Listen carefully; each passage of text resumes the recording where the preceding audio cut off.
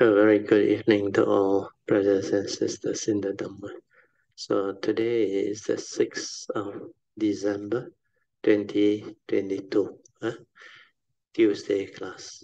So we'll be continuing our sharing from this book, the wonderful Dhamma Lotus Flower Sutta. We are at page, I think it's 400, 399, not yet 400. Okay. Let us compose our mind, develop the faith, Saddha, Virya, and mindfully we shall commence the puja chanting. Namo 本师释迦牟尼佛。Namo 本师释迦牟尼佛。Namo 本师释迦牟尼佛。Namo 观世音菩萨。Namo 观世音菩萨。Namo 观世音菩萨。南无阿弥陀佛，南无阿弥陀佛，南无阿弥陀佛，南无弥勒佛，南无弥勒佛，南无弥勒佛，南无普贤菩萨，南无普贤菩萨，南无普贤菩萨，南无地藏王菩萨。南无地藏王菩萨，南无地藏王菩萨，南无佛菩萨，南无佛菩萨，南无佛菩萨。阿拉汉萨玛萨布多巴嘎哇，布当巴嘎วัน当阿毗瓦德米。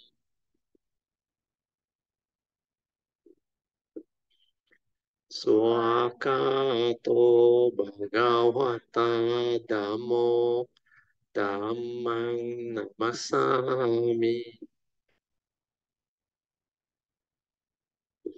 Supatipano Bhagavato Sāvaka Sangho Sanghang Namami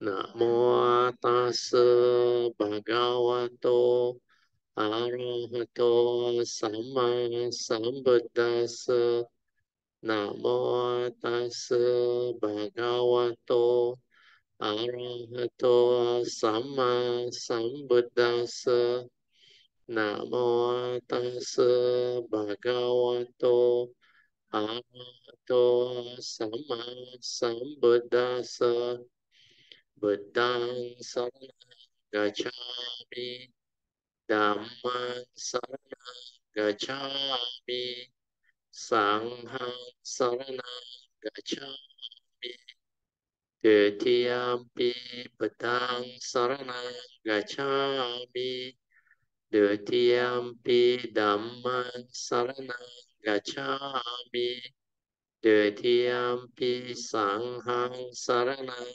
Gacchami Tatiyampi Buddhang Saranang Gacchami Tatiyampi Dhammang Saranang Gacchami Tatiyampi Sanghang Saranang Gacchami Anatipata Veramani Sikkhapadang Samadhiyami Adina Dana Veramani Sikkhapadang Samadhiyami Kamesu Michachara Veramani Sikkhapadang Samadhiyami Musawada Veramani Sikkhapadang Samadhiyami Surameraya Majapahmadata Veramani Sikkhapadang Samadhiyami. Okay, we shall now continue our puja chanting of the Padipa Puja. Turn to page 3 of the chanting book. Padipa Puja. offerings of light. Ganna sarpaditena dipena tamadangsina diloka dipang sambuddhang pujayami tamonodang Kanda sambarayutena dopena hang sukang hina pujaya pujaniyang tang puja bhajana muttamang vanna kanda gunupetang etang kusuma santatin pujayami munindasa siri pada sarorohe pujemi bedang kesumena nena punnena metena jahotu mokang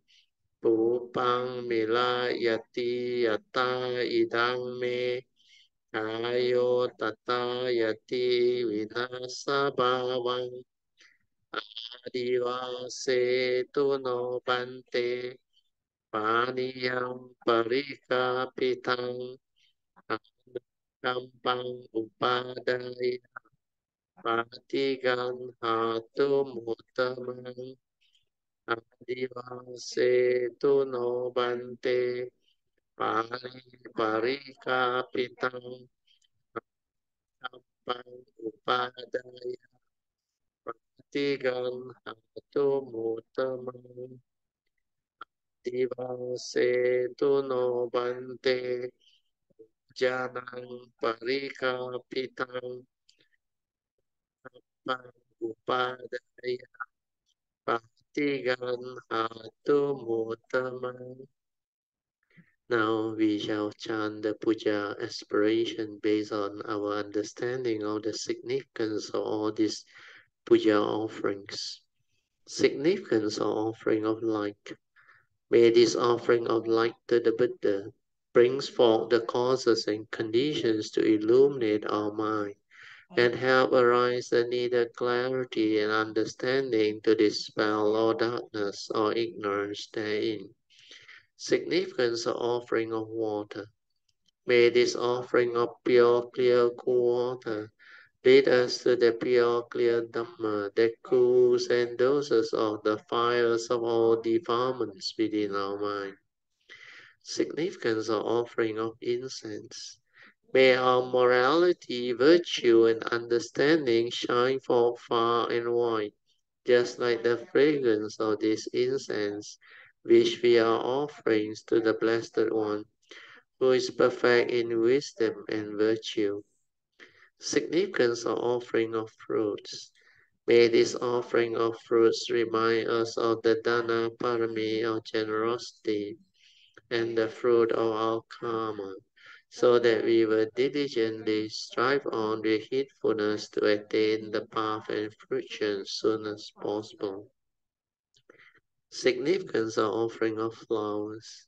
May this constant offering of flowers to the Blessed One strengthen our faith and constantly remind us of the impermanence of this body, so that we will diligently and sincerely strive on to cultivate Sila, Samadhi, and Panya, leading to ultimate liberation, the born-free Nibbana.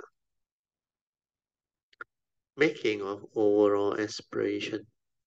By the power of all these merits, born of these offerings, may our spiritual faculties of Sada, Virya, Sati, Samadhi, and Panya be further strengthened until they become balas or powers, sharing and transfer merge to all beings.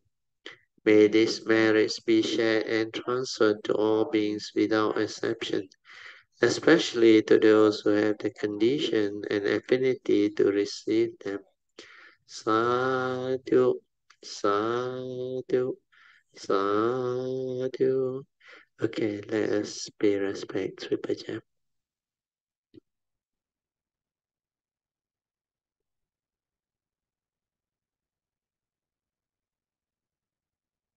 Padang Pujame.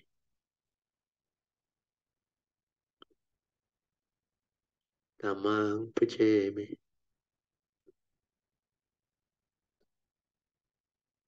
Sanghang Pujami.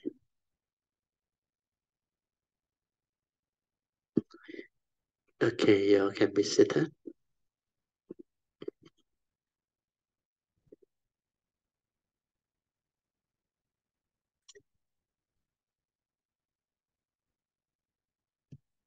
So as usual, we are off the light so that you can have your half an hour of awareness-based meditation.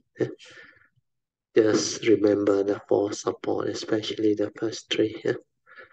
First support is to relax completely body and mind so that you are at ease. Relax means no issue, no problem. You feel good. Or in Mandarin they call 自在 means at ease. There is no tension, no stress, or whatever problem with your body and mind. So ability to relax is very important. Any stress, any tension, any tightness within your body and mind, relax it until you feel peaceful, soothing, relax, and settle down. Then after that, you just maintain awareness. Awareness is very important. To be aware is not to think, just aware. Whatever arises, aware. As a human being, you must always remember. We have a physical body with the senses. Then we have the consciousness trapped inside. By virtue of nature's condition, there will be contact between our conscious mind and the sense bases, giving rise to the respective sense of consciousness. That's why one can become conscious of what one hears, one see, one smell, one taste, one tactile feel and think. So this sixth sense can give rise to the respective six types of consciousness. The second support is to be aware. Aware means when the consciousness arises, just aware. Like the Buddha said, in the sea, there is only the seeing consciousness, only that consciousness, like the physics experiment. The light bulb lights up. It means it becomes conscious. Just like that. Then don't allow the delusion to continue. Because there is no one to see, no one to hear, no one to smell, no one to taste, no one to think, and no one to tactily feel. You can find out and realize all this by silencing your mind. That's why awareness-based meditation with the four support is very important. Ability to relax deep, then maintain awareness. Whatever arises, just aware, aware, finish, aware, finish. Then let the mundane mind settle down, slow down, until it becomes very quiet, very still. Then the third support is to stabilize this awareness, nature within, for as long as you can. Continue to maintain awareness until it's stabilized. Then the last support is, of course, trust. But before you do the trust, to realize the normal initial wisdom, to realize the basic sainthood enlightenment, you don't need the fourth support. The first three support will be sufficient. When you are able to relax, maintain awareness, and stabilize the awareness, once the mind has developed the ability to be aware throughout the day, most of the time, that is the beginning of true awareness-based meditation. From there, it can understand a lot of things. Use the awareness to silently observe, to develop awareness of what is going on within nature, within our own form and mind. Silently observe and understand who you are, what you are, and how you function as a human being, and how nature's phenomena arise and pass away, how through your own entanglement via wrong view delusion, you become deceived, deluded. Then suffering arises, craving arises, clinging, grasping arise. This is vipassana. This is awareness-based meditation. This is the silent mind developing understanding, wisdom. That's why awareness-based meditation is very different. There is no thought involved, it's just aware. And through that silent inner awareness, the individual will be able to understand everything that need to be understood or need to be understood. That's why the essential Dharma, the Buddha, especially the five aggregates of form and mind, the five mental hindrance, the five spiritual faculty, the three errors, and all the basic Dhammapada verse and essential Dhamma of the Buddha can be easily understood after that. And you can even investigate into them, put them to test, and they will stand up to investigation. Then you can understand clearly the words of the Buddha. This is how you should cultivate the Buddhist teaching, the Buddha Dharma.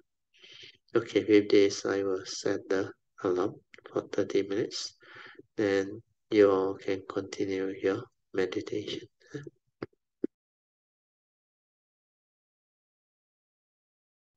Okay, you all can slowly, mindfully come out of the meditation. Try to maintain whatever inner peace, inner calmness, and inner awareness that you have developed for as long as you can.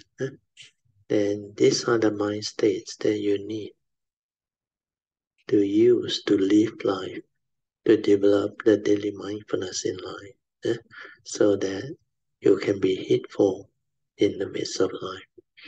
Okay, now we will turn to page 6 of the chanting book. We will chant the invocation to the Devas.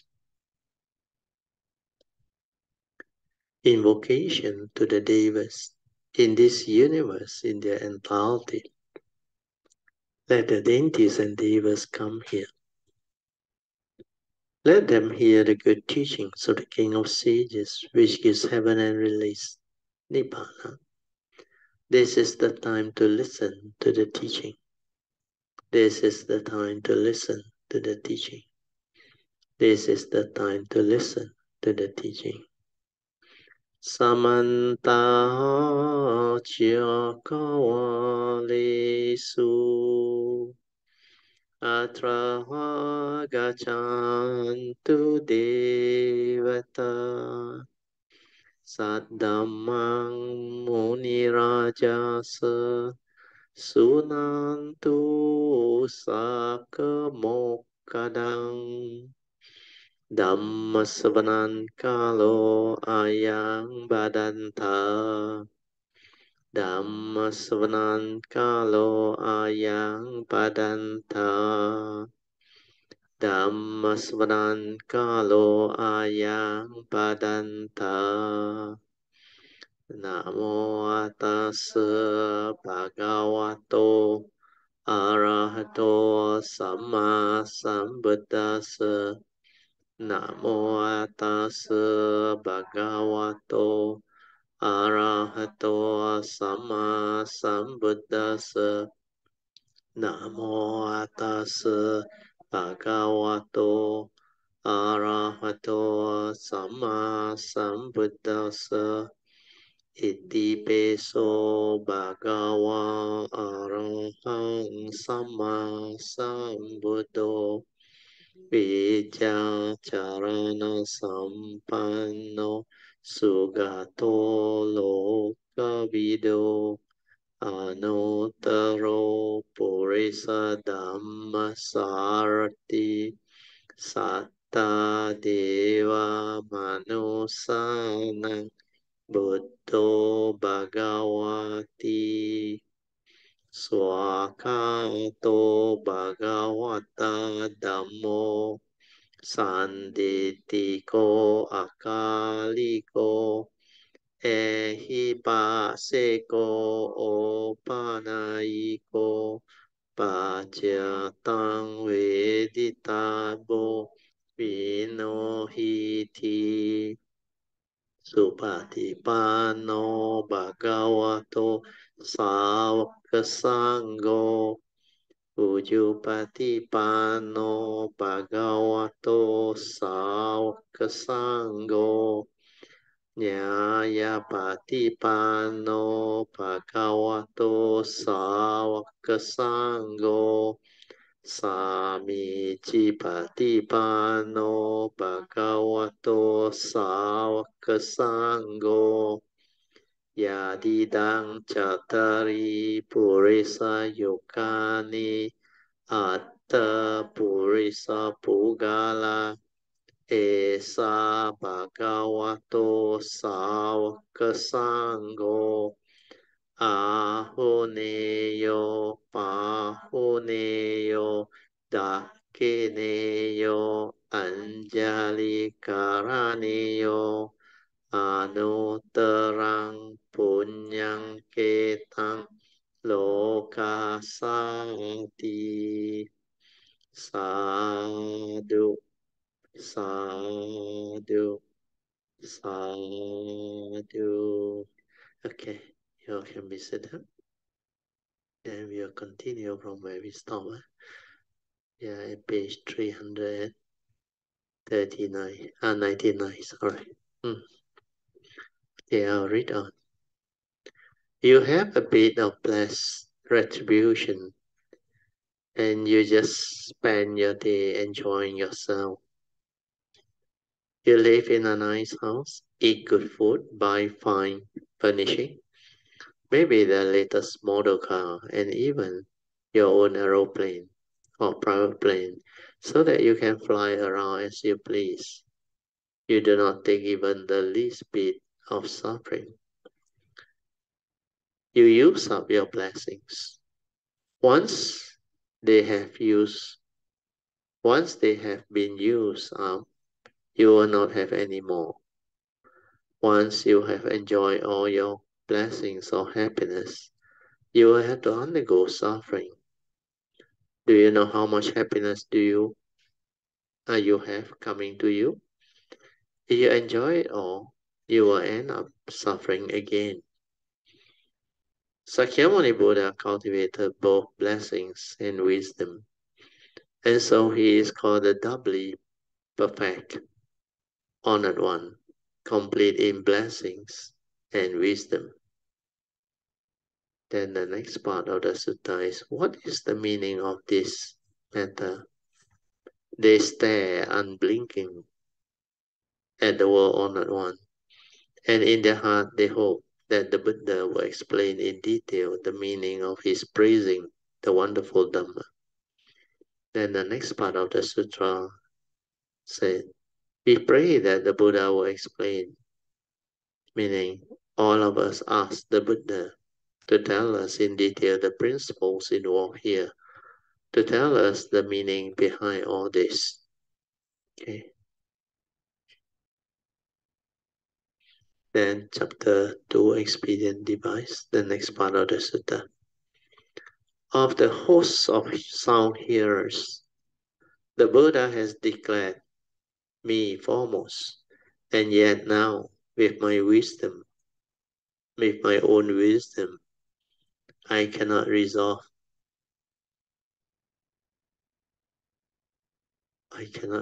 by Dao. Must be my Dao. I think spelling mistake here. This one refer to Sariputta. Is this Dhamma ultimate, or is it the path to be walked? Disciple born from the Buddha's mouth, with joint palms, wait expectantly. Pray, put forth the subtle sound, for it is time to tell it. as it really is. The gods, the dragons, spirits, and others, their numbers like the Ganges sand, bodhisattvas seeking Buddhahood, numberings a full 80,000. And from myriads of millions of land, wheel-turning sage kings have come, with joint palms and reverent mind. All wish to hear the perfect way. Okay, we go to the commentary.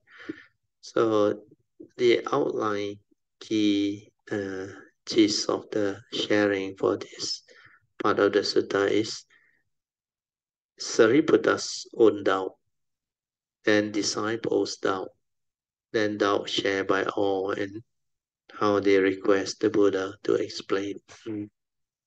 So we go through the commentary now. Of the host of sound hearer means in the assembly of Savaka, or the sound hearer, the Buddha had declared Sariputta as foremost. Means the world honored has said that I, Sariputta, am number one in wisdom. He said that I am the wisest. Then the next part of the sutta says, and yet now, with my own wisdom, I cannot resolve my doubt. So here, I think Sariputta realized that he is still limited in his wisdom, and therefore he also has doubt. I'm all confused. Although I'm number one in wisdom, I'm not living up to my position. Why? It's because I do not get it. That's why I have given rise to doubt. And so, as number one, I'm all washed out. This one is referring to the provisional Dhamma, the initial expedient devices type of Dhamma. It's not the ultimate Dhamma. Then Sariputta inquire in the next part of the sutta, is this Dhamma ultimate? Meaning, is this the ultimate, subtle, wonderful, extremely deep Dhamma? Or is it the path to be walked? Meaning, is it the perfect, subtle, wonderful way of Bodhi, which the Tuscan one cultivated? The next part of the sutta says, disciple born from the Buddha's mouth is all of the bodhisattvas are disciples of the Dhamma King. They are the Buddha's true children. They are born from the Buddha's mouth, means transformed from the Dhamma the Buddha taught. That's why the text says, disciple born from the Buddha's mouth. Then the sutta said, with joint palms, wait expectantly. We place our palm together and gaze at the Buddha, waiting for him to speak the deep Dhamma of real wisdom. This profound and wonderful Dhamma. Then the next part of the sutta, pray put forth the subtle sound, meaning we all want the world honored one to put forth the sound of Dhamma, means to explain the ultimate Dhamma. For it is time to tell it as it really is, means explain the true real doctrine. The God, the dragons, the spirits and others, their numbers like the Ganges River. Bodhisattva seeking Buddhahood, numberings a full 80,000, and from myriads of millions of land, Dharma wheel turning sage kings have come. The commentaries. There are wheel turning kings, gold, silver, copper, and iron. Wheel turning kings. All four categories of wheel turning king came with joint palms and reverent mind. They have placed their palm together most respectfully because they all wish to hear the perfect way. Means they all want to hear about the wonderful Dhamma's ultimate Dhamma that the world on one cultivated and perfected. Means a complete Bodhi way that he has attained.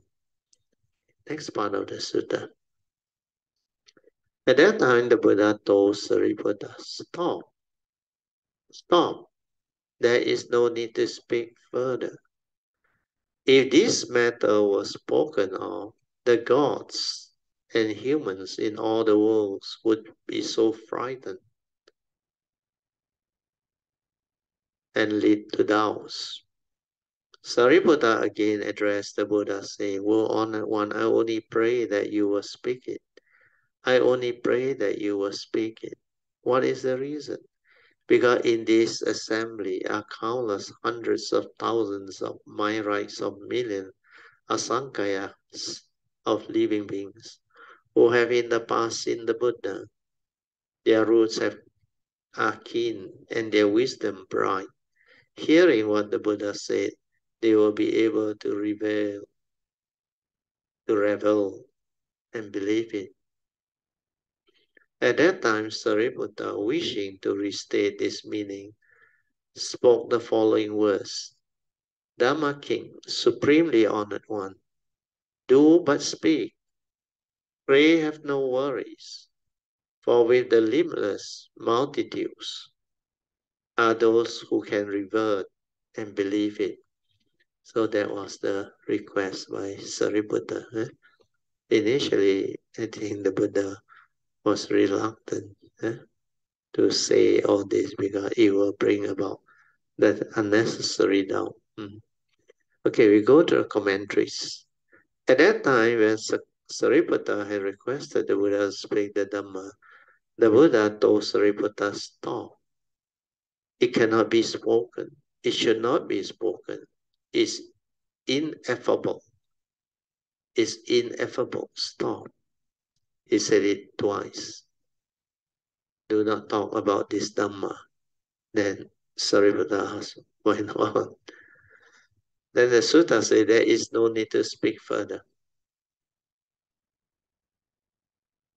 Means the Buddha said, let us not talk about this Dhamma anymore.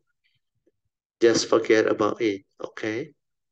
If this matter was spoken, that is, if I had spoken the true reality, the real Dhamma or the ultimate wisdom Dhamma, the gods, the humans in all the worlds would be frightened and lead to doubt. Why? If you speak to them of expedient devices, the provisional Dhamma, they can accept them. If you tell them the real Dhamma, they will not believe it. People all have this guilt. When you lie to them, they usually believe you. But when you tell them the truth, they do not believe you. If you tell them you should not have desire, you should not entertain thoughts of desire, they are bound to doubt you. I do not know if that is really the case. They will say, I mean, really, what is the point of having no sexual desire? They think such behavior is extremely blissful. What do you mean that if you cultivate, you cannot indulge in such activities?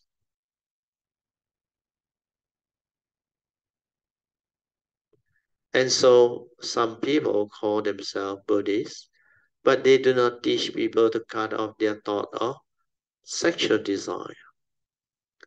They cheat themselves and they cheat others. The Buddha Dharma rests with people like this. Then it has truly become extinct. It's really pathetic. If you tell people the truth, they are afraid and they do not believe you. Not only do they disbelieve, they slander you as well. They say, He does not understand the Buddha Dharma. He just speaks confusedly. So this is commentary by Shenhua. Then we move on with the sutta. Sariputta again addressed the Buddha saying, Sakyamuni Buddha had decided not to speak the Dhamma.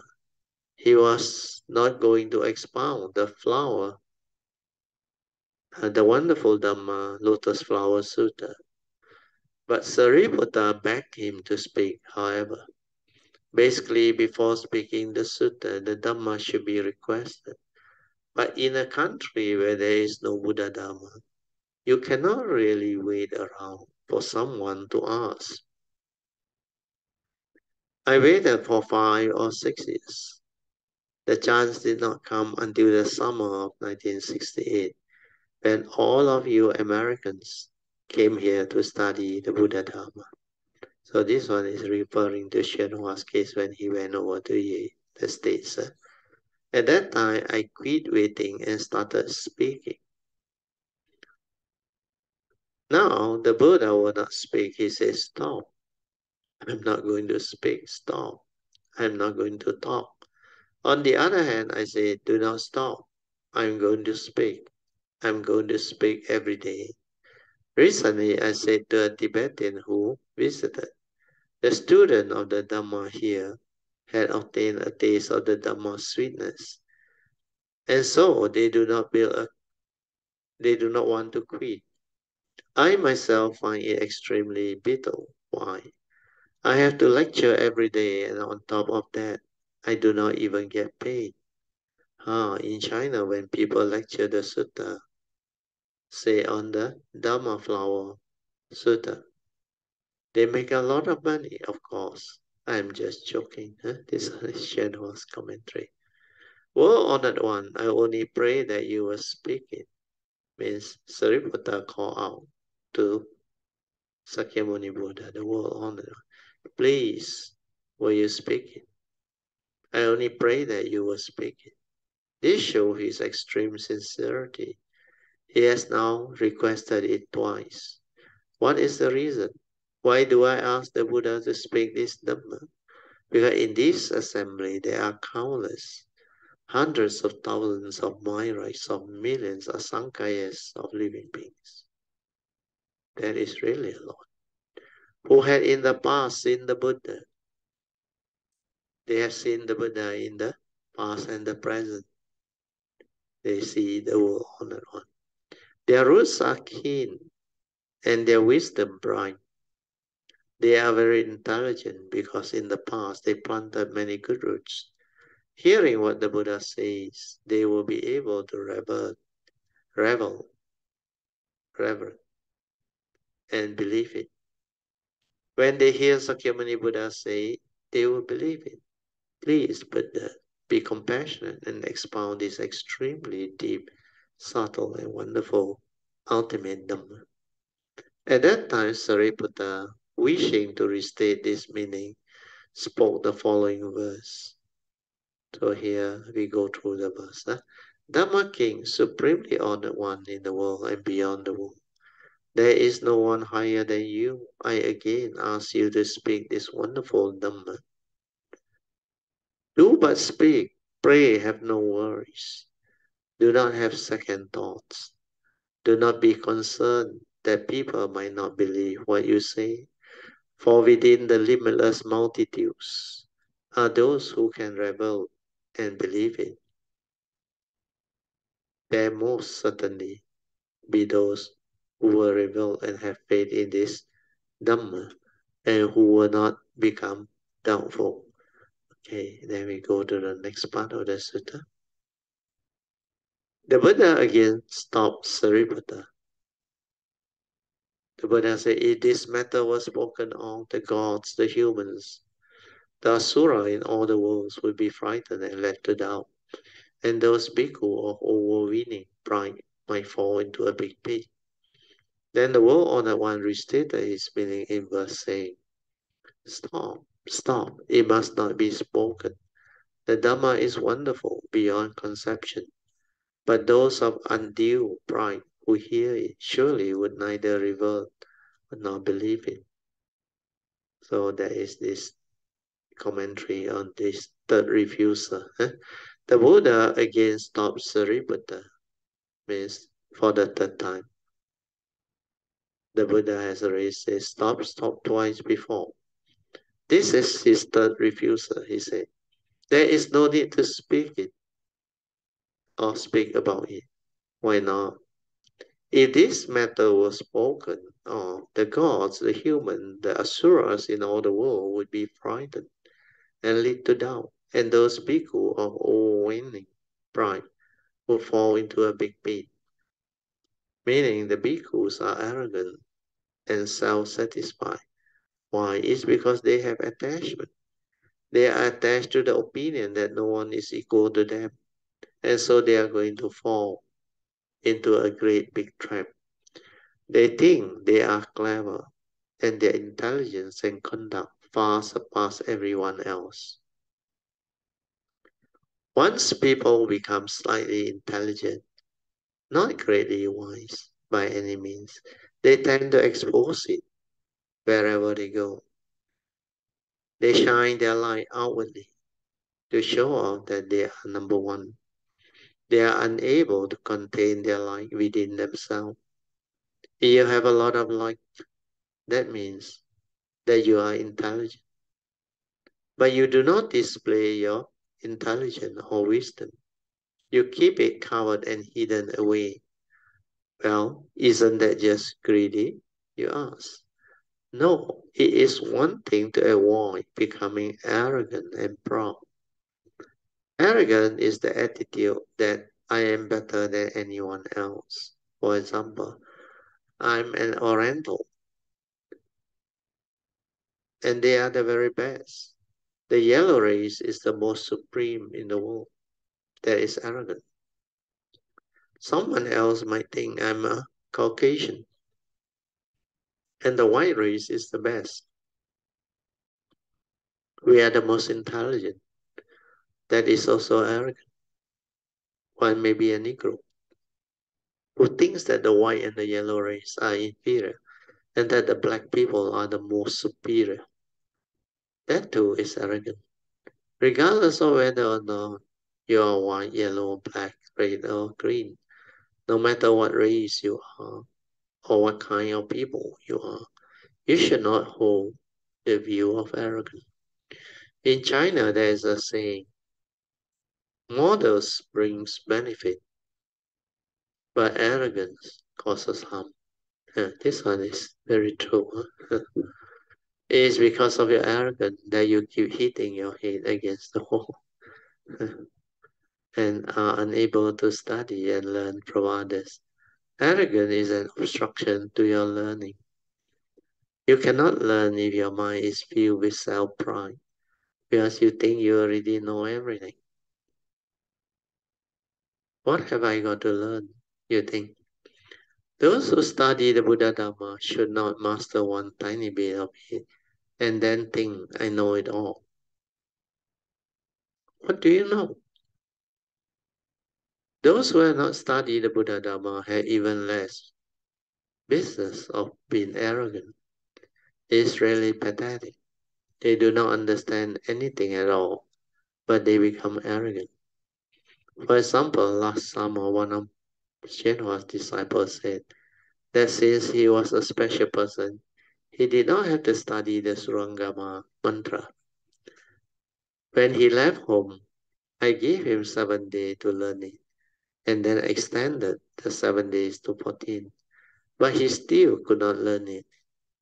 Now he can properly recite it. I was very strict with him because he was fairly sincere. Why was he unable to learn it? It's because he was arrogant in thinking that he was special and do not need to study it, but just wait until the time comes when he need to use it. Arrogant people have a kind of power. They can read and remember. Sutra, they can read and remember sutra at a fast rate. Whatever they do very perfectly because they are smarter and quicker than others. Because of this, they got arrogant.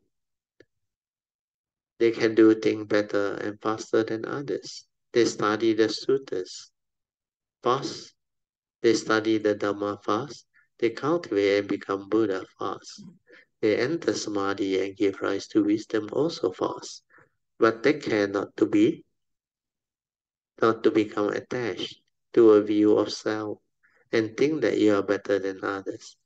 Do not put yourself on a pedestal.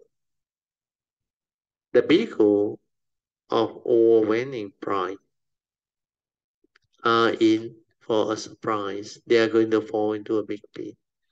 They figure they know everything. So when they hear the real Dhamma, they will not believe it. It is because they fail to believe. They will fall into the pit, a very low place. The big pit refers to the three evil rhymes. It's the hell rhyme, the animal rhymes, and the hungry ghost rhyme. Okay. We read on the sutta. Then the world-honored one restated his meaning in verse saying, stop, stop. It must not be spoken. My Dhamma is wonderful beyond concept.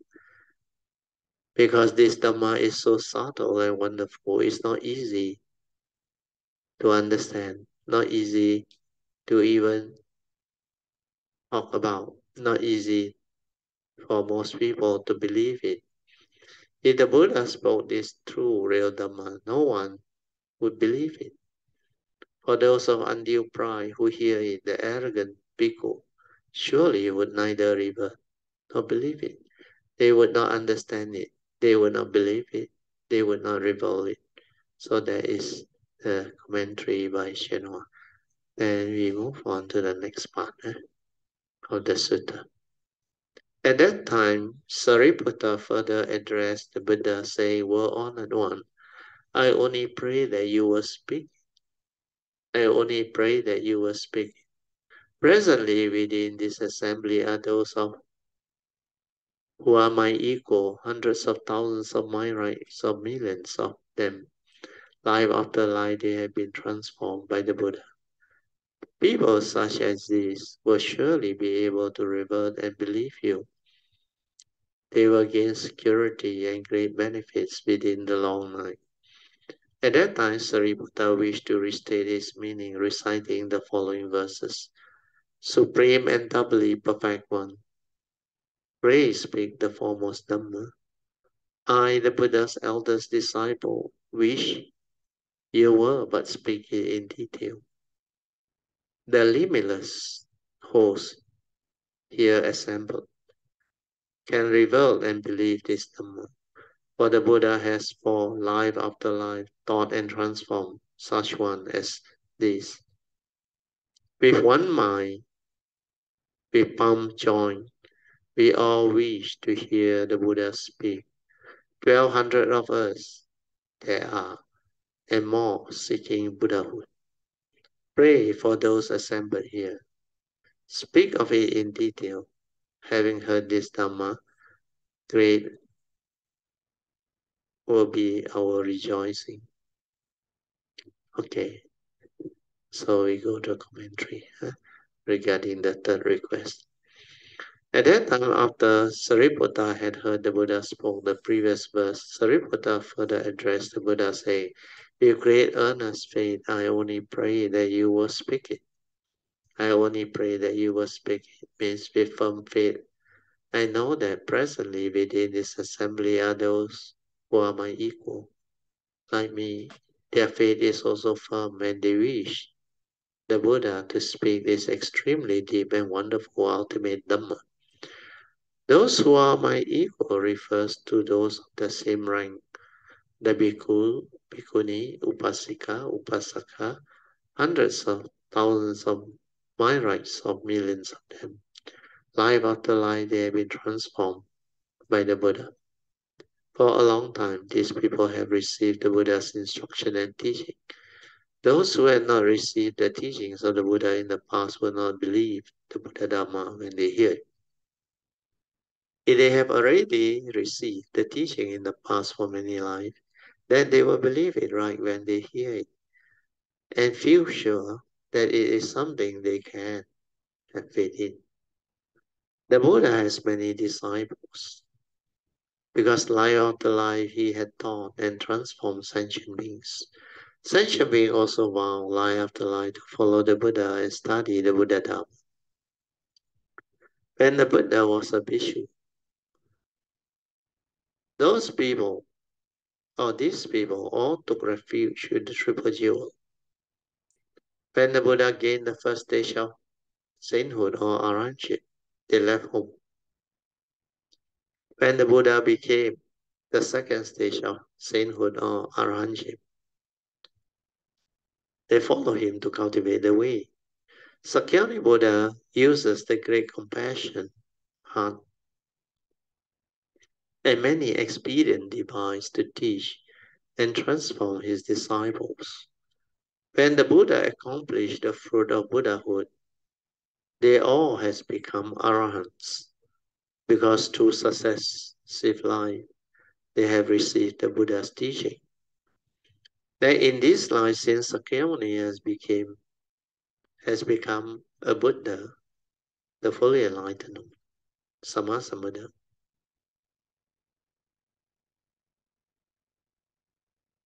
Then we all becoming bhikkhus.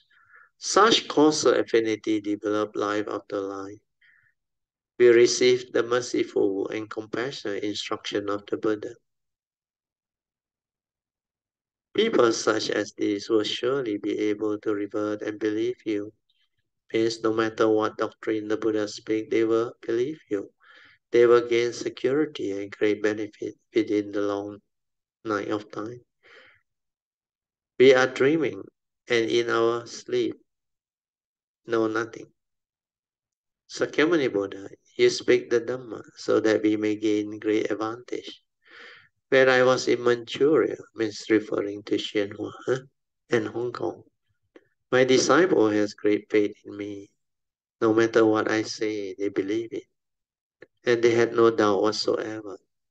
Even when I deliberately said something contrary to the doctrine, they still believe it. Those who had taken refuge for the first time did not have such firm faith. Those who had taken refuge for 2, 3, 4, or 5 lifetimes did not have such firm faith, but others did. So Sakyamuni Buddha had taught and transformed these people throughout many lives. Sariputta has asked the Buddha to speak the wonderful doctrine and say that everyone would certainly be able to believe it, even though he said that. Still later on, 5,000 bhikkhu, bhikkhuni, upasika, upasaka got up and walked out. Sakyamuni Buddha is just about to speak the wonderful Dhamma, and he said that he will explain it in great detail, and 5,000 people walk out. This can be compared to threshing rice. When you toss the rice high in the air, the wind blows the chaff away, and the rice grain fall back. The 5,000 who left are like the chaff. So this one is the analogy.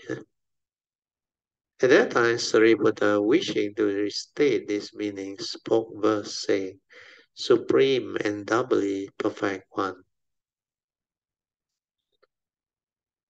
doubly perfect honored one. Supreme means there is no one higher. Doubly perfect honored means the Buddha is complete in both blessings and wisdom. Pray speak the foremost Dhamma. We wish you to speak the true, wonderful, real, ultimate Dhamma. Dhamma, which is number one without a number two. Then the sutta say, I, the Buddha's eldest disciple, Sariputta, am the Buddha's eldest disciple, wish you, but speak it in detail. I hope the Buddha will be compassionate and speak this Dhamma in detail to me. The limitless hosts here assembled can revel and believe this Dhamma. Why are they able to believe it? For the Buddha has, for life after life, taught and transform such one as this. It is because they have received the compassionate teachings of the Buddha and the nourishment of the milk of Dharma, they revert and believe it. With one mind, with palms joined, we all wish to hear the Buddha speak. 12,000 of us there are, and more seeking Buddhahood. There are Pacceka Buddha and provisional teaching Bodhisattvas. Pray for those assembly. Speak of it in detail. Having heard this Dhamma, great will our rejoicing be. So the Buddha was requested, please be compassionate and speak to us. We will certainly rejoice greatly. Okay, what's the time now? Oh, 9:30, we still have some time. Huh? We continue a bit more. Sutta. Thereupon the well-honored one told Sariputta, since you have earnestly requested 3 times, how can I not speak? You should now listen attentively. Think upon it well and be mindful of it. I will explain it in detail for your sake. As he said this word, the 5,000 bhikkhu, bhikkhuni, upasaka, and upasika in the assembly rose from their seat, make obeisance to the Buddha and left. What was the reason? The roots of their offenses were deep and grave, and they were of such overweening pride that they claimed to have obtained what they have not yet obtained, and to have certified to that to which they had not yet certified to. With faults such as these, they could not stay. The well-honored one remained silent and did not restrain them. The Buddha then told Sariputta, my assembly has now been cleared of its branches and leaves, and only the trunks remain. Sariputta, is excellent that those of overweening pride have left. You should now listen well, and I shall speak it for you. Sariputta said, so be it, O honored one. I wish joyfully to hear it. So maybe I will share a bit of what I have gone through so that you all can understand better. You look at all this sutta, it's always with that type of description or story that all these things need to be requested 3 times.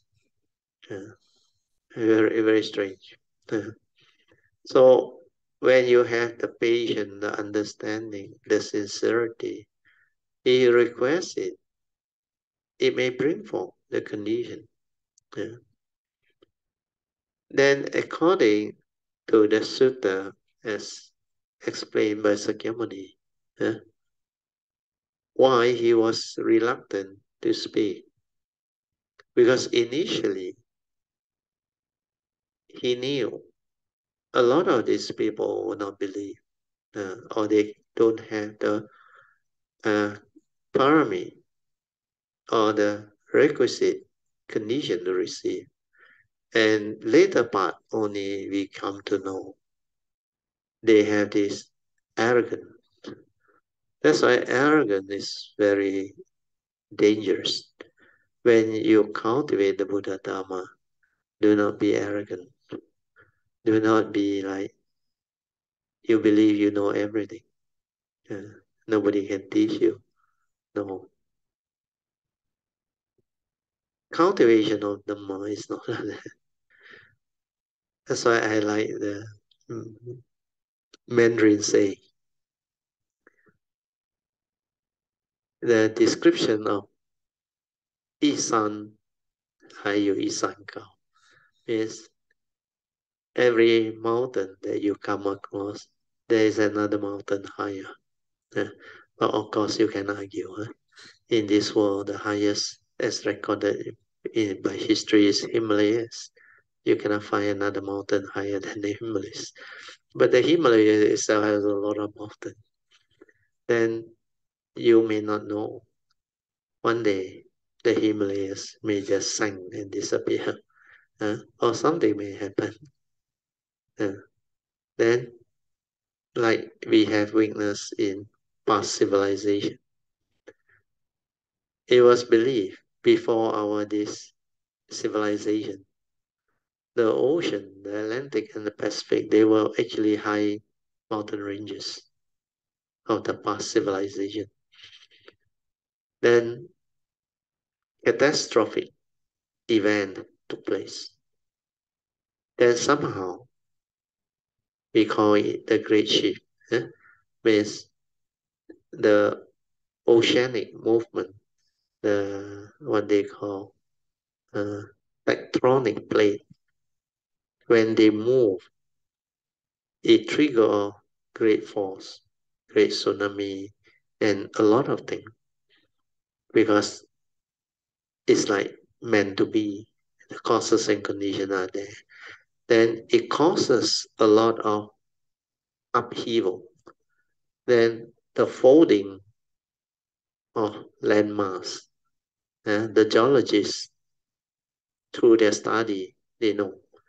As engineer, civil engineer, I also studied geology before, and I saw those beautiful formations, how the earth crust developed this folding, and how they just push it out and become mountains. Then the mountain just collapse in and become ocean again. So all these formations are possible. That's why you cannot say this is the highest mountain, because over a period, long period of time, things can change. So cultivation is the same.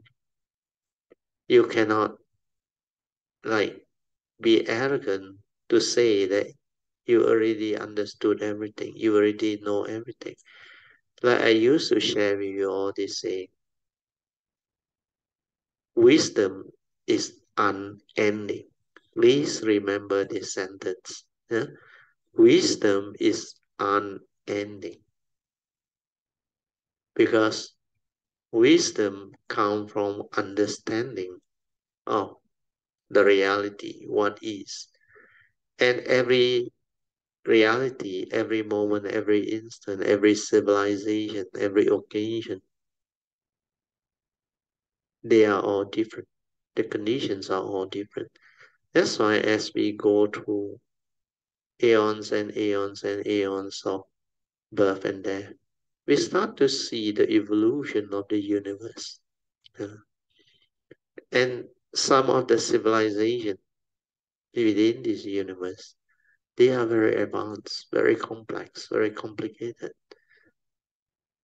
But at any one time, any world system or civilization, we are like a speck of dust in the entire existence or universe. And our civilization, especially our planet Earth, relatively is still way, way behind a lot of other civilizations. Yeah. So knowing that it is impossible to have the wisdom to understand everything. Because as you evolve, civilization evolve and change. Cultivators of the way will develop new understanding. Yeah. So wisdom is not static. Wisdom is what they call evolving based on causes and conditions, based on understanding. So all this can bring about what we call that possibility of unending understanding through cultivation. That's why I always use this word, wisdom is unending. Means you cannot say you have completely understood everything. Of course, there are the 10 perfection, One of them is the perfection of wisdom. To perfect means you have perfected the understanding, but it doesn't mean you have covered every aspect of it. What I mean is, you may have the perfection of wisdom, means the principle behind everything is all understood. But as you go through life, existence, civilization, you will experience new encounter, new situation, new causes and condition, new civilization and all that. So each and every one of these, the conditions are different, the situations are different. The understanding of it will enable you to accord and flow so that you do not suffer. But there can be deep understanding of life, existence. That's why that wisdom that arises within existence means the condition, Dhamma wisdom, is unending. You cannot say you have understood the whole thing. Yeah. The unconditioned, maybe after you perfected it, you understand the principles. Yeah. But when it comes to life, existence, the evolution of it, the manifestation of it is unending. Yeah. So this is where the difference is. Yeah. Then do not be complacent. These are very important pointers. Do not be arrogant. Yeah. These two are quite closely related. When you have complacency, means there is a sense of arrogance already. Otherwise, you won't be complacent. You think you know already. Cultivate already. No need to cultivate. No need to do anything. It's not like that. Cultivation is not what you think. So when it comes to cultivation, we need to develop further understanding, especially when it comes to the conditioned world's wisdom. That's why I always emphasize to you all, you must develop the understanding of both the conditioned and the unconditioned Dhamma. Yeah. The unconditioned Dhamma, most cultivators, the way they can perfect it, yeah, they can actually develop it and become very clear, very stable, that they will never have problem anymore. But the conditioned Dhamma, the wisdom of the conditioned Dhamma is unending. You cannot finish. You cannot say you already know. That's why life is not what you think. I always explain there is such thing as life. There is such thing as existence. Even though it's not real, impermanent, it has the characteristics. But the understanding of life is another field which is very, very complex and very, very wide, unending. And that is the part that actually is the most wonderful. That's why when you realize the true Dhamma, the unconditioned Dhamma means true emptiness. Within true emptiness, there is wonderful existence. A wonderful existence means the conditioned Dhamma, life, existence. Now, that field actually is seldom taught and understood. I realize most people just want to quickly go into cultivation, become enlightened, finish. But to live life, to understand life, is not easy. The unconditioned Dhamma is relatively easy.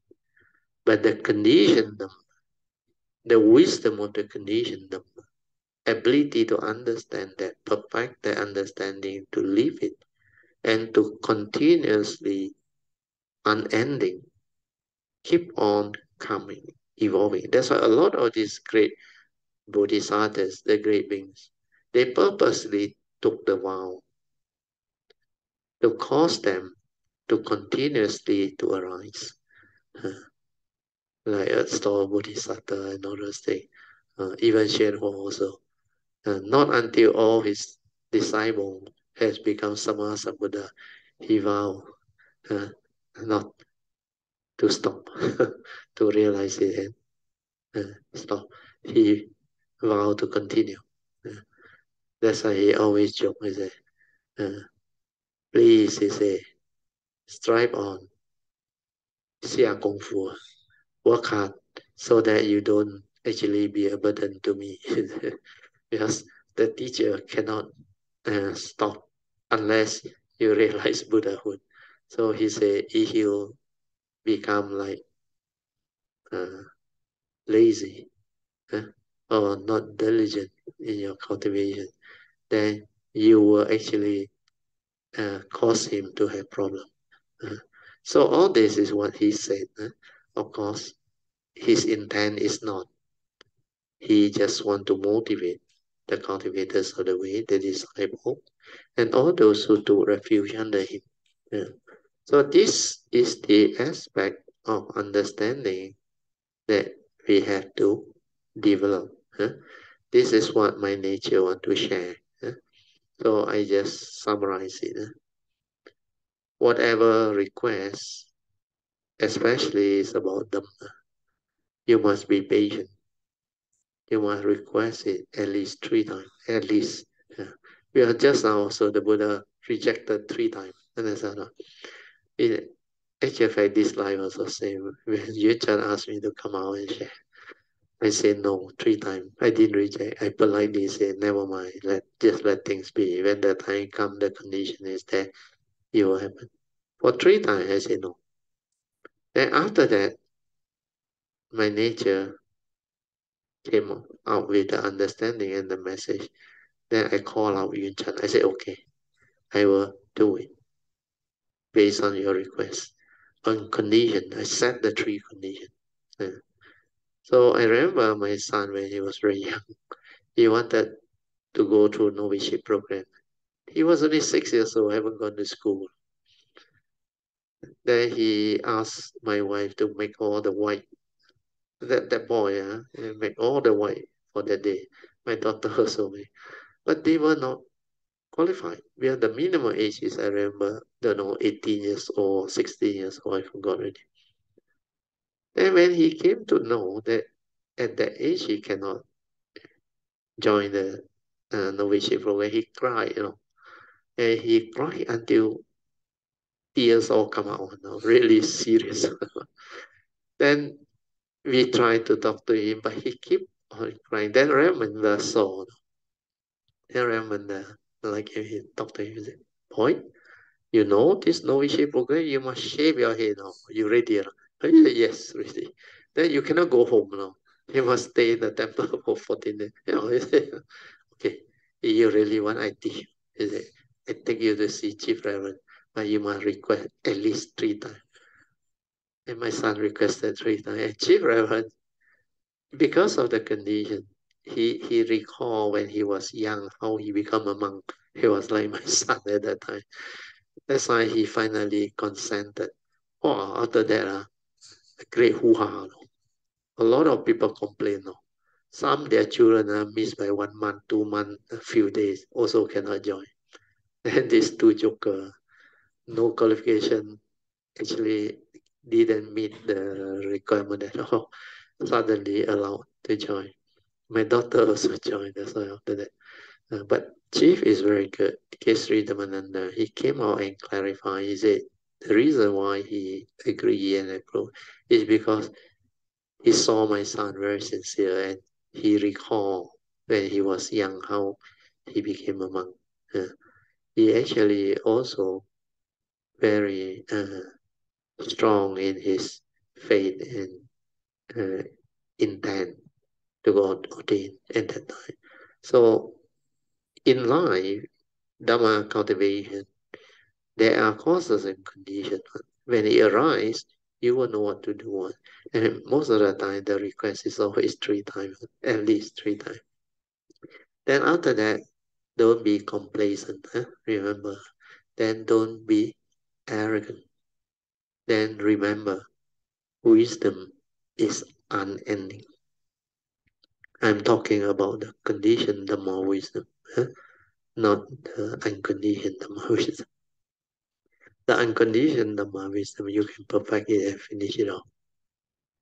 But the conditioned world's wisdom, the understanding part, my nature realized very few people have the understanding. You need to go through the cultivation and the perfection to have the ability. Otherwise, it's not easy. That's why my sharing this segment of my life when I come, I share a lot about the conditioned Dhamma, wisdom, and life itself. And I realize this part of the understanding and the teaching is very rare, very, very rare. And very few people have the understanding to share this.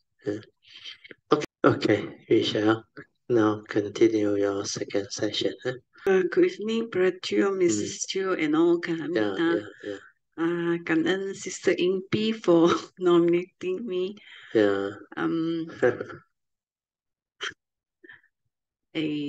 What should I share today? I don't expect Sister Impy to nominate me. So, you can share today's topic also, or what you went through. Just now at the dinner, you mentioned something. Actually, Brad, mentioned about the wisdom is unending, especially in the mundane world. I fully agree because every day we encounter different situations. So, in order to understand the totality of everything, we need to go through every the daily so that we from the thing that we go through that we gain understanding. Correct. Yes. That's as we live life, we experience all these things. That's why the Dhamma cultivation, despite the wisdom that we have developed through the unconditioned Dhamma and the understanding of the conditioned Dhamma, we can apply them. But when it comes to developing the wisdom of the conditioned Dhamma, is unending, like Alicia said. He made different people. So for different people, everyone is different. Then conditions are different. Then situation also can be different. Civilization also can be different.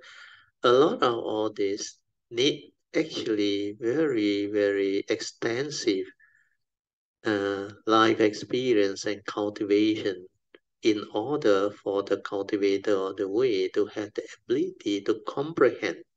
Means that type of wisdom that enable them to develop the understanding of what is going on. Then from there, as the extensiveness of the cultivation develop, like what we study under Wu Liang I Ching, the Sutra of Numerous Meaning, then only we can have that spiritual understanding or inheritance that is already developed. But every life we come, we continue to add, we continue to evolve and develop. That's why cultivator of the way, unless you have done this extensively, I realize the condition Dhamma, wisdom and understanding is very limited, especially the sainthood way. Even the Bodhisattva way, those who have gone for not too long, also quite limited. But those who have gone through extensive experience, training, and arousing perfection, that keep on coming, then they realize that type of wisdom, which is very different, very extensive, especially related to life. So that part, I think, because of Alicia's sharing, I can expand on it.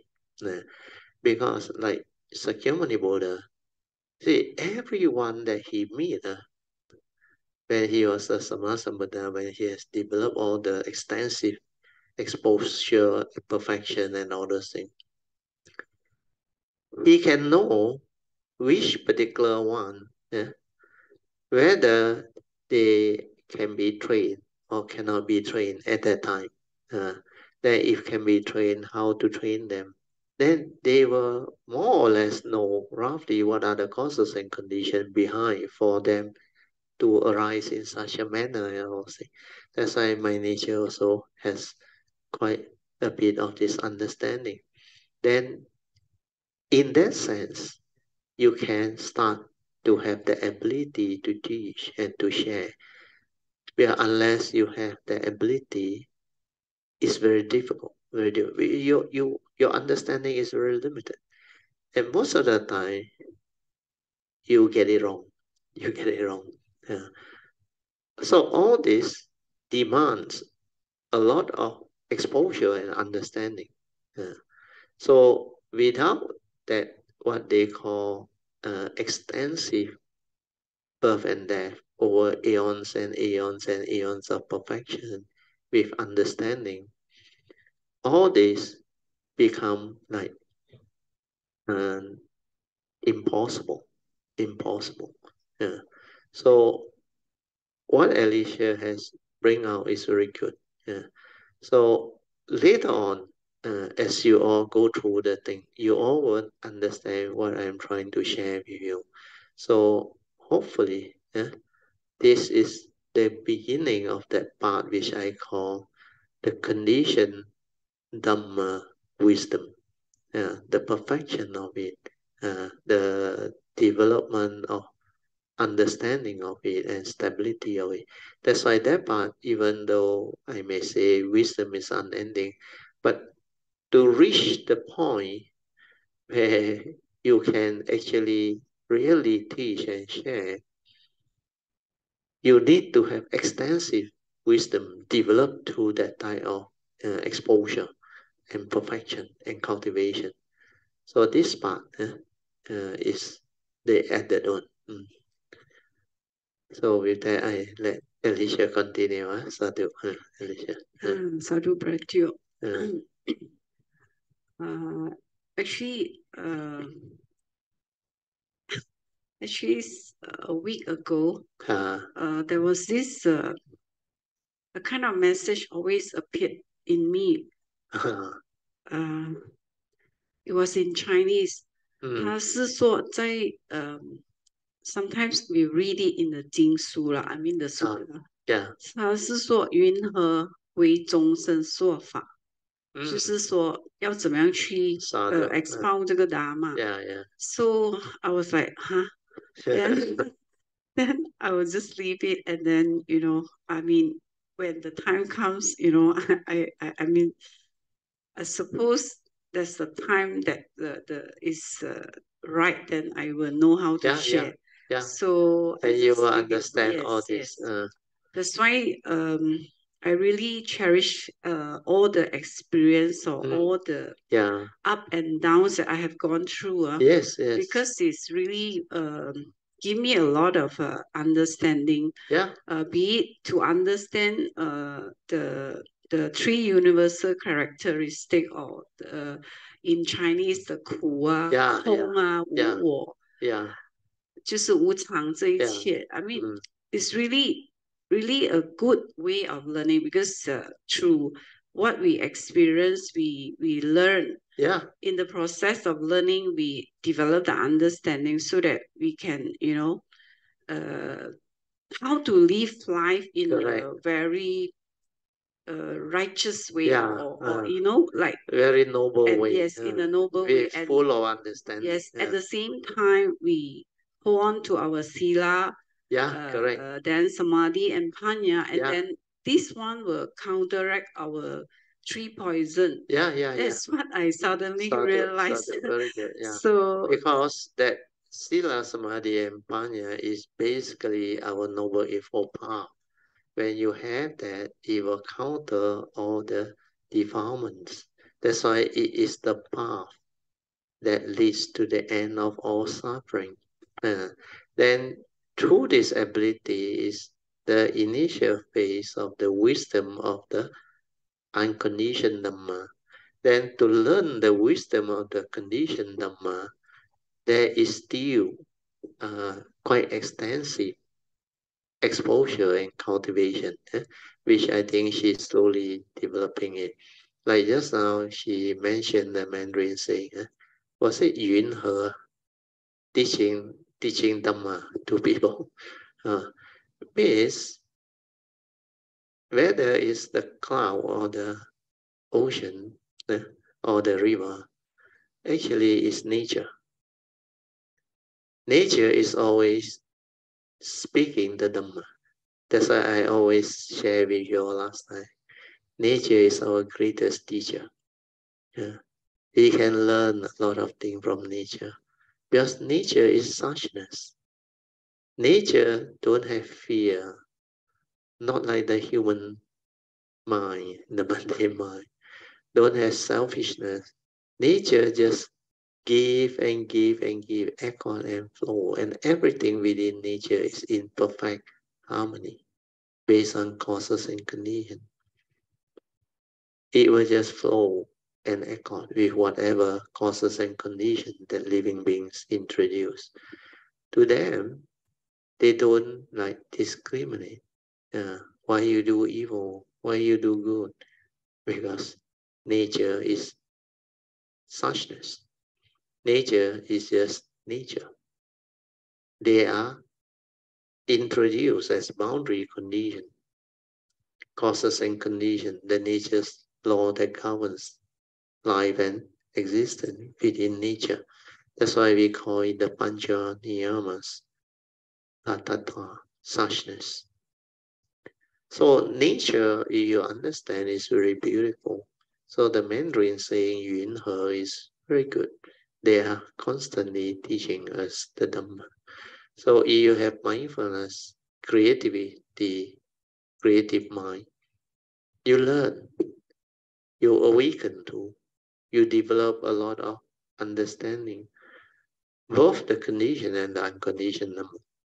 So the unconditioned Dhamma will come first, then it will complement the cultivator's ability to understand the conditioned Dhamma.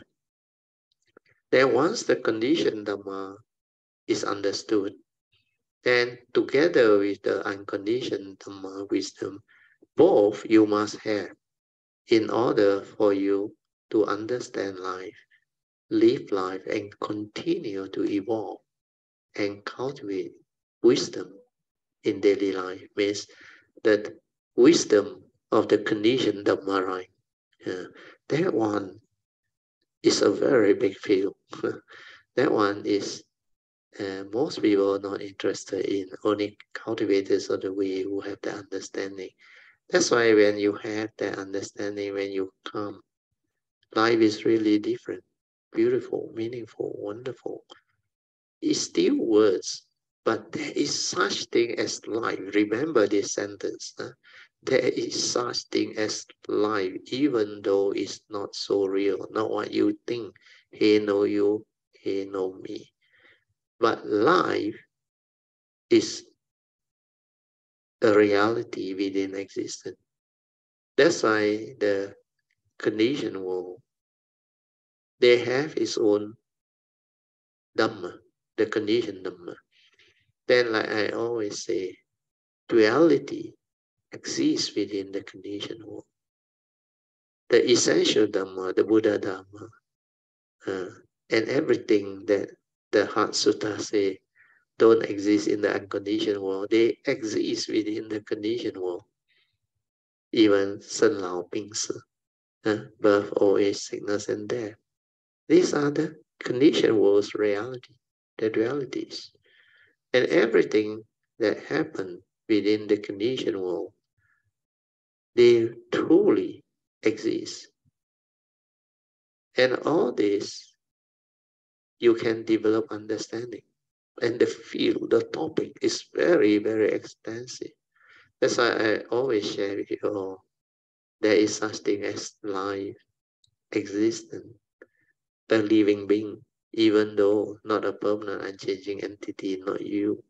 Because the Bodhisattva way, every segment of the Bodhisattva way, when you come as a Bodhisattva, you have all this understanding, all this cultivation, perfection, you can become very beautiful.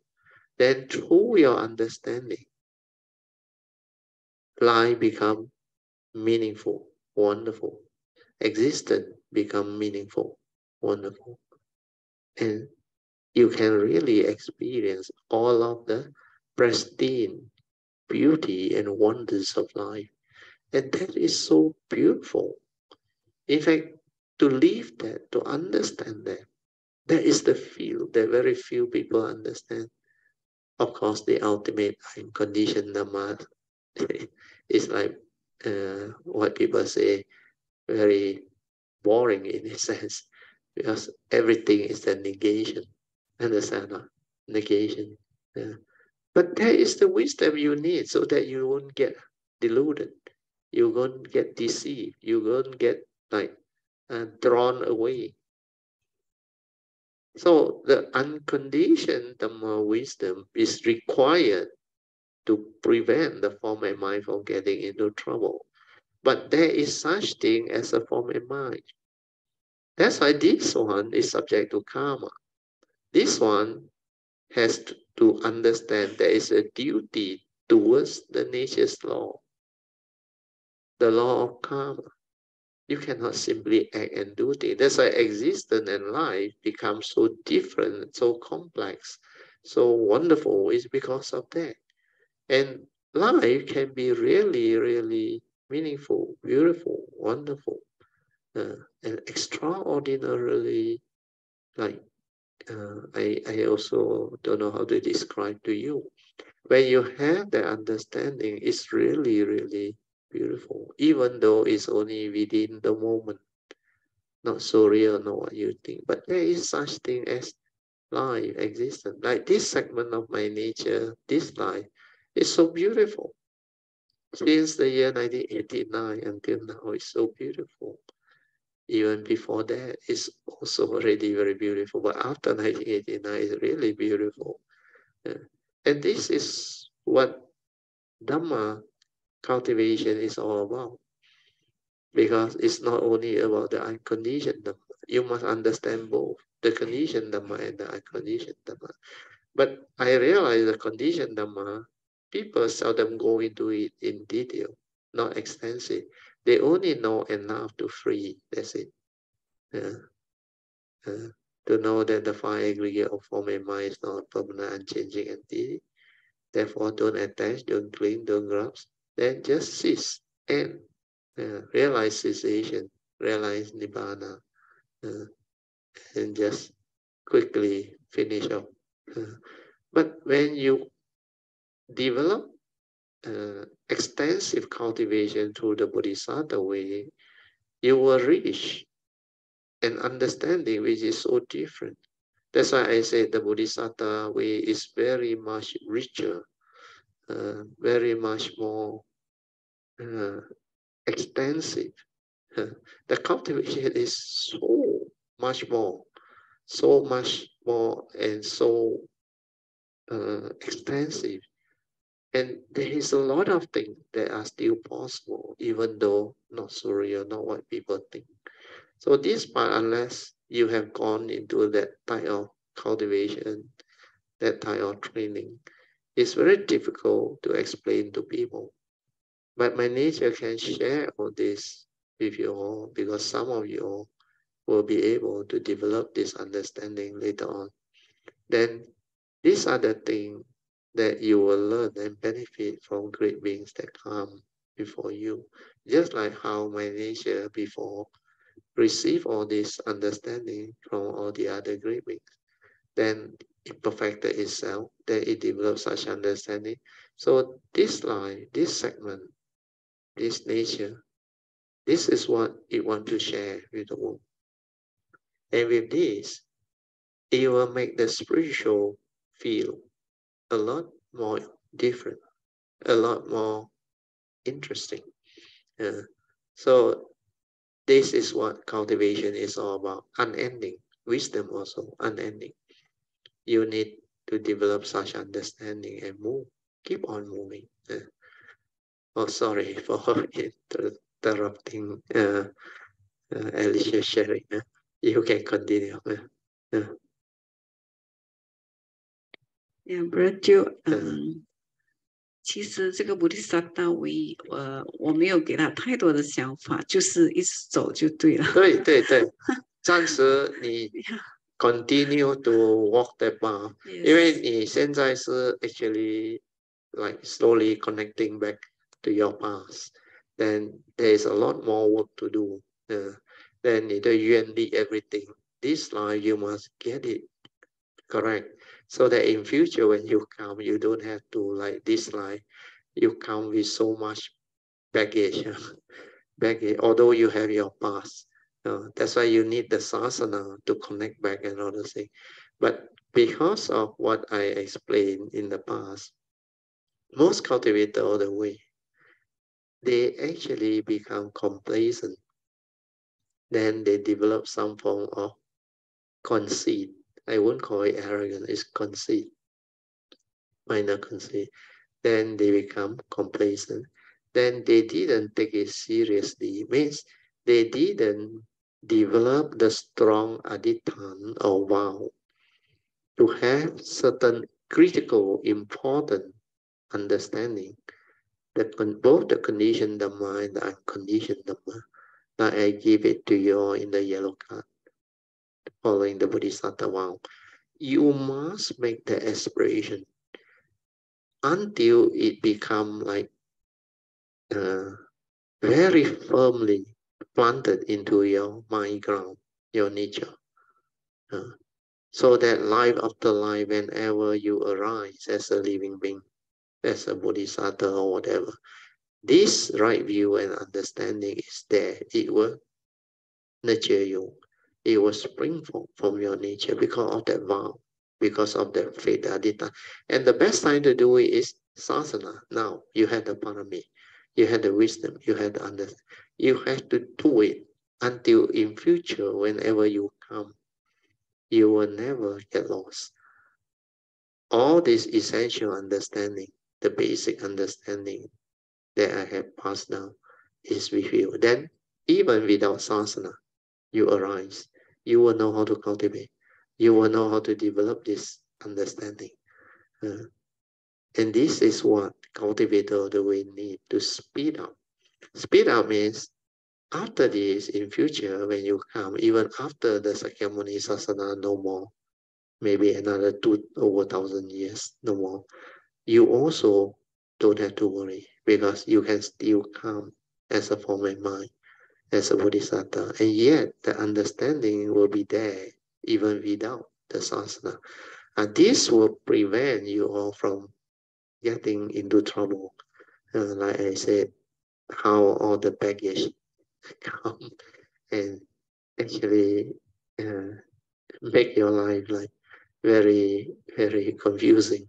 Initially, especially Alicia's case, when she go through the years of depression and all that, before the Dhamma connect, actually it was not easy, not easy.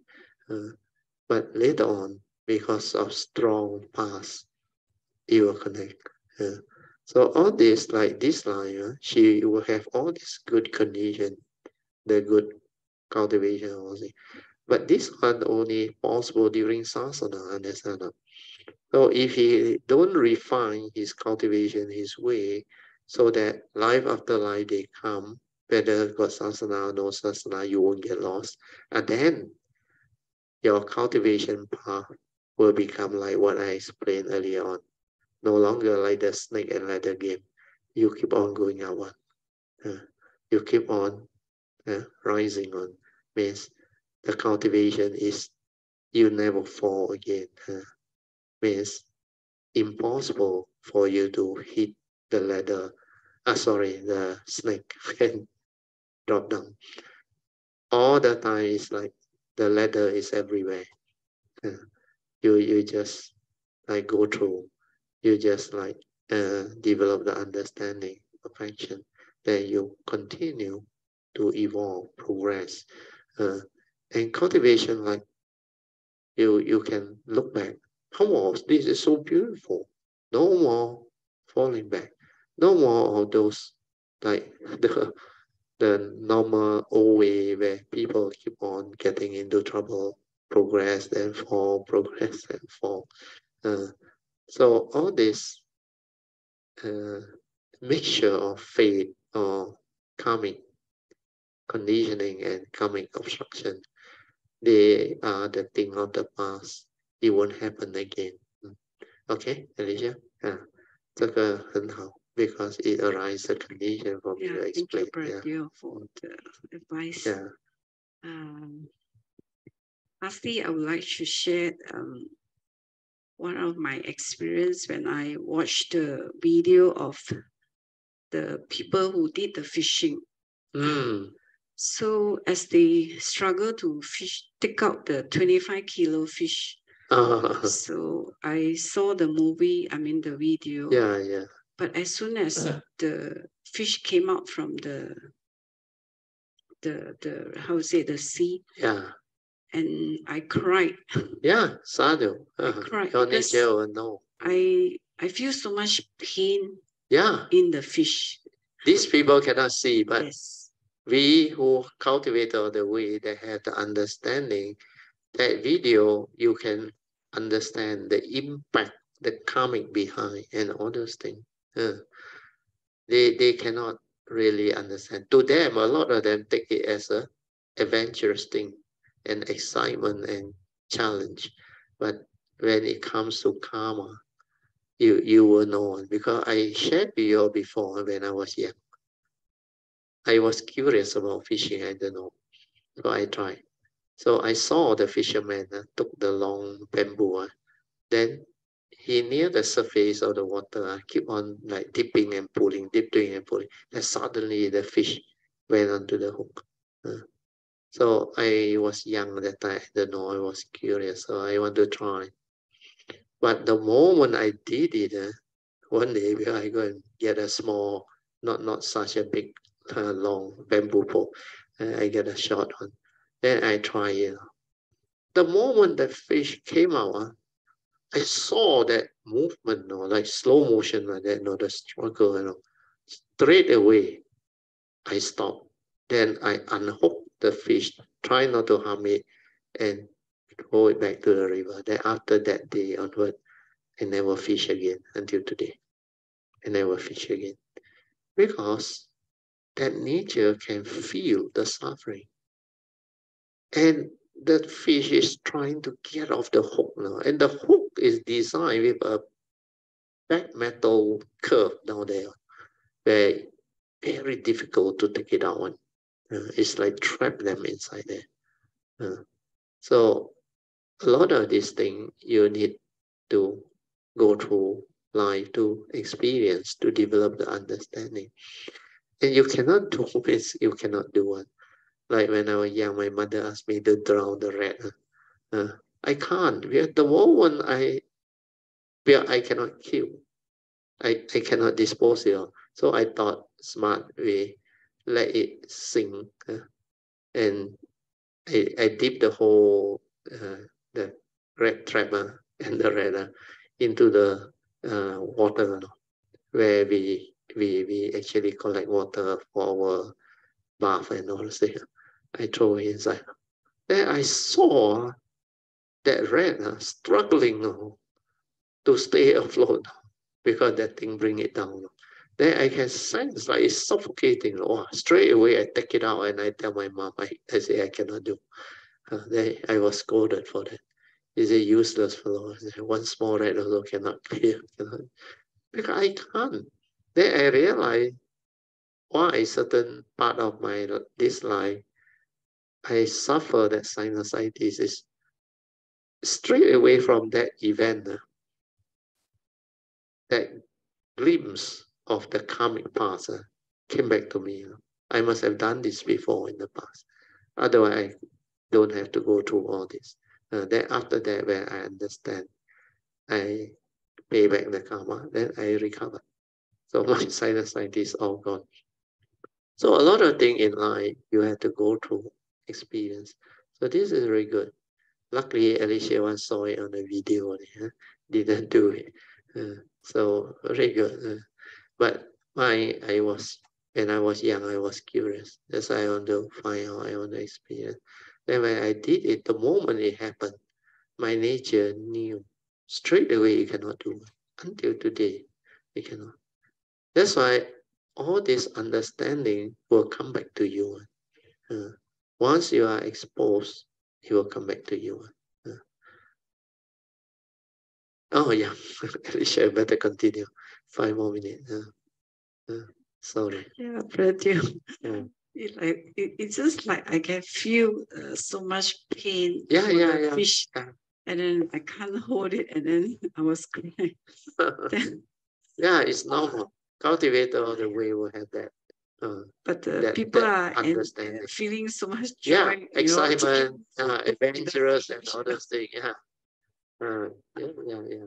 So I sent metta to the fish. I also sorry. read it. May the blessing of the triple gem be with the fish after his immediate passing away. Yeah, of course, Brother, with the Buddha Dharma, we can understand a lot of things.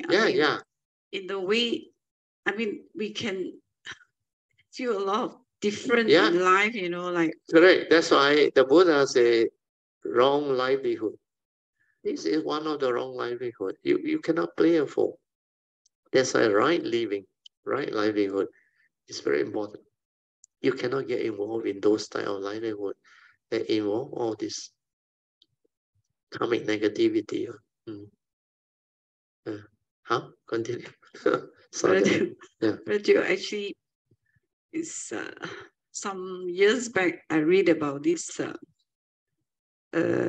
佛法就好像一个理，给你明白那个理之后，那个就是好像 Brother 以前有讲过那个 fingers pointing 那个理，但是那个理只是一个 how to say the pointer。Then after that 我们从在事里面每一件事的发生我们去思维，然后去知道它的发生，就是从我们的 mindfulness 里面知道怎样的发生，然后 from there 我们 develop 我们的 understanding。So 我觉得这个佛法真的是太好，因为我每一天，比我在做工的时候，every moment to moment， 刹那刹那我都在观我自己的，比嘎呀还是嘎呀努巴桑那还是好，还是我的起心动念，所有的一切。你会很小心的去处理每一件事情，so that我们不要再 commit 太多的 karmic。对，因为真的是还不完了，就还不完。因为如果我们继续再造业、造作，其实那个 duality， 我们如果有 mindfulness， 我们可以的去避免，避免再去，然后来当我们的那个 suppose 我们到第6世的时候，我们可以再选择新的，不用再去再去做出第7世还是第8世。所以这个 karmic 的东西for me, I really 感恩 to meet up with Brother Teoh, and then I can learn Buddha Dharma. At the same time, I tell myself I should change in the way I really want to change. That's why. That's why you will become very determined. Yes. Then you will really go all out to cultivate and become transformed and very different. And especially when Sunday Brother Teoh 的 sharing， 虽然我没有上课，但是我听 Brother Teoh 的 sharing，I find it 我原来就是这样简单的去。like no 去明心见性啊，所谓的明心见性啦，我理解的是原来就是如此，原来就这么简单。可是当我要回想起刚才 Brother 的分享的时候，我又想不起来。但是他的 understanding 慢慢又浮起来。所以这一切都是要 beyond mind 的，所以我也不懂得怎样去讲。只是我最近我觉得很多的 joy，especially 我读那个大智度论也好，比我 encounter anything 也好，我会只能够有一个就是来解决。That is 就是没有再去That is the noble effort part. Resolve issue and make the way. 解决，而不会浪费那个精力去你怨我，对。所以所以佛法真的是对我带来太多的变化，而且我很感恩，感恩佛菩萨，感恩三宝，感恩 Brother Teo， 感恩所有凯拉米达的分享，that inspire me to walk this path， 感恩大家，阿弥陀佛。阿弥陀佛，很好啊。Let us rejoice. Sadhu, sadhu, sadhu. Very good. Sadhu. Okay, we can end exactly 10:30. Let us rejoice with all the wholesomeness. Then we will share all these merits, starting with the devas. Akasata Jya Bhumata Devanaga Mahindika Punyang Tang Anamoditwa Jirang Rakantu Loka Sasana Ita Vata Jamehi Sampadan Punya Sampadan Sabbe Deva Anamodantu Sabba Sampati Siddhya Idang me nyatinang hotu sukita hontu nyatayo. Idang me nyatinang hotu sukita hontu nyatayo. Idang me nyatinang hotu sukita hontu nyatayo. Devo asatu kalina sasa sampati hetocha. Vito bhavatu loko cha raja bhavatu dhammiko imina punyang kamena mame bala samagamo sattang samagamo hotu yawa nivana patiya sadhu sadhu sadhu. Okay, you all can now pay respect mindfully to Lord Buddha, Kuan Yin Bodhisattva, and all the worthy ones. Sadhu. Rejoice and thank you for all the participation and the sharing. So we will end the Zoom after this. Sadhu.